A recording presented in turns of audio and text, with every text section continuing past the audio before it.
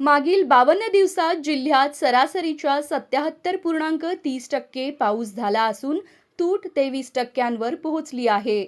जून महिन्यात 20% तूट होती. आता जुलैमधील 22 दिवसात ही तूट 50%वर पोहोचली आहे. जिल्ह्यात 22 जुलैपर्यंत 169 मिलीमीटर पाऊस पडणे अपेक्षित असताना प्रत्यक्षात 131 मिलीमीटर पाऊस पडला आहे. मागील वर्षी 22 जुलै अखेर जिल्ह्यात 159 मिलीमीटर इतक्या पावसाची नोंद झाली होती. जुलै महिन्यात तालुकानिहाय पावसाची आकडेवारी पाहता बार्शी व करमाळा तालुका वगळता इतर तालुक्यात 50 मिलीमीटरपेक्षा कमी पावसाची नोंद झाली आहे.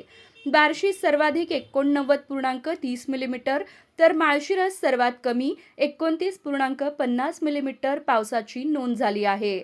त्या खालोखाल मोहोळ 32.40 मिलीमीटर, मंगळवेढा 33 मिलीमीटर तर सांगोला तालुक्यात 36 मिलीमीटर पाऊस झाला.